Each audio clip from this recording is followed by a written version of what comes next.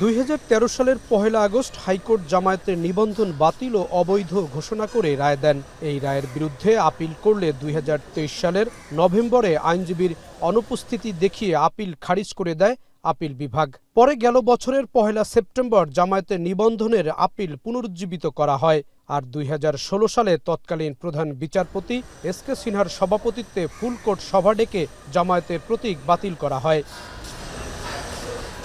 মঙ্গলবার প্রধান বিচারপতি সৈয়দ রেফাত আহমেদের নেতৃত্বে 4 বিচারপতির আপিল বেঞ্চে জামায়াতের নিবন্ধন ও প্রতীক ফিরে পাওয়ার শুনানি শুরু হয়। কোনো রাজনৈতিক দলের নিবন্ধন আদালত বাতিল করতে পারে না মর্মে যুক্তি দেন জামায়াতের আইনজীবী এহসান আবদুল্লাহ সিদ্দিক। বলেন, এটা নির্বাচন কমিশনের ওপর হস্তক্ষেপ। এ সময় প্রধান বিচারপতির প্রশ্নের জবাবে আইনজীবী জানান, দেশে আদালতের নির্দেশে রাজনৈতিক দলের নিবন্ধনের বাতিলের নজির নেই। যে প্রক্রিয়ায় আমাদের হাইকোর্ট বিভাগ এই নিবন্ধন ক্যান্সেল করেছে, বাতিল করেছে, এই প্রক্রিয়াটি মূলত ইলেকশন কমিশনের সামনে বিচারাধীন ছিল, বিবেচনাধীন ছিল। ইলেকশন কমিশনের সামনে বিবেচনাধীন কোনো বিষয় আদালত এইভাবে ক্যান্সেল করতে পারে না। এটিকে ইংরেজিতে বলে প্রিম্যাচিওর।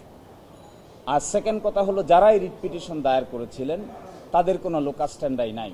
তারা নিজেরাই পক্ষ দোষে দুষ্ট, তারা নিজেরাই ইল মোটিভ নিয়ে রাজনৈতিকভাবে হেয় প্রতিপন্ন করার জন্যই এই মামলা দায়ের করেছিলেন।